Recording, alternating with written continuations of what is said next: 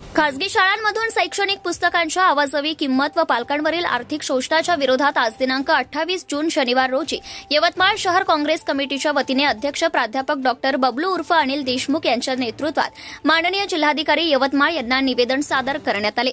या निवेदनात म्हटले आहे की राज्य शासनाच्या शाळांमध्ये साधारणतः 8 पुस्तकांचा संच रुपये 360 मध्ये उपलब्ध असतो, मात्र खासगी शाळांमध्ये याच वर्गासाठी तीच संख्येची पुस्तके 6,000 रुपयांपर्यंत विकली जात असल्याने पालकांच्या खिशाला मोठा फटका बसत आहे।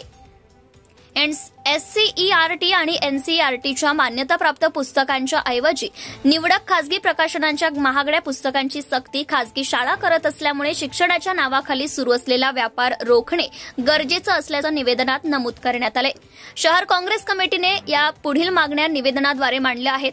यामध्ये जिल्ह्यातील सर्व खासगी शाळांकडून वापरली जाणारी पुस्तके व त्यांच्या किमतींची चौकशी करावी। SCERT आणि NCERT याऐवजी महागड्या खासगी पुस्तकांवर सक्ती करणाऱ्या शाळांवर कारवाई करावी। वह्या, स्टेशनरी, प्रोजेक्ट बुक्स आदींच्या नावाने होणाऱ्या अतिरिक्त खर्चांवर नियंत्रण आणावे। शाळांनी पालकांसमोर आपला खर्च पारदर्शकपणे मांडणे बंधनकारक करावे।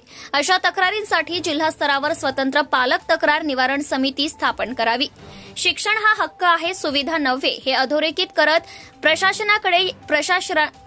प्रशासनाने याकडे गांभीर्याने लक्ष देऊन तातडीने चौकशी व योग्य ती कारवाई करावी अशी मागणी शहर काँग्रेसने केली आहे। या निवेदनाप्रसंगी यवतमाळ शहर काँग्रेस कमिटीचे अध्यक्ष प्राध्यापक डॉक्टर बबलू उर्फ अनिल देशमुख, यवतमाळ तालुका काँग्रेस कमिटीचे अध्यक्ष रमेश भिसणकर, कृषी उत्पन्न बाजार समितीचे यवतमाळचे सभापती रवी ढोक, माजी नगरसेवक Vishal Pawde, Javed Ansari, Chhotu Sawai, Devrao Chavan, Ganesh Pande, Ashok Bhutada, doctor Sachin Yerme, Ramesh Thul, social media Congress कमिटीचे जिल्हाध्यक्ष कृष्णा पुसनाके, प्राध्यापक पंढरी पाठे यांच्यासह अनेक पदाधिकारी व कार्यकर्ते उपस्थित होते। नुकत्याच यवतमाळ शहरातील सर्व प्रायव्हेट शाळा सुरू झालेल्या आहेत आणि आपल्या सर्वांना माहीत आहे की पुस्तके घेण्याची लगबग सगळ्या पालकांची आहे। आपण जेव्हा पुस्तक घ्यायला जातो तर पुस्तकाच्या जर किमती बघितल्या तर सर्वसामान्यांच्या आवाक्याच्या बाहेर झालेल्या किमती आहेत।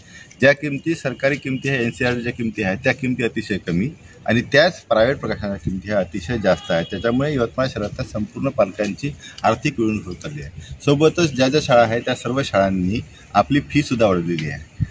एकीकडे परिस्थिती अतिशय हलाखीची असताना आणि शिक्षण हा हक्क असताना, हा हक्क असूनही जर समजा एवढे पैसे जर आपल्याला शिक्षणासाठी खर्च करायचे असेल तर पालकांनी करायचं काय?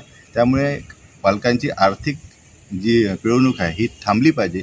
यासाठी यवतमाळ शहर काँग्रेस कमिटीने आज जिल्ह्यात पत्र दिलेले आहे का जी पुस्तकाच्या किमती आहे त्या पुस्तकाच्या किमती आवाक्यात राहायला पाहिजे आणि शाळांच्या फीसुद्धा आवाक्यात राहिल्या पाहिजे आणि सर्व पालकांच्या पाल्यांना शिक्षण पण दर्जेदार मिळालं पाहिजे। यासाठी आम्ही आज या ठिकाणी निवेदन देण्यासाठी आलेलो आहे। Subscribe now and press the bell icon. Never miss an update.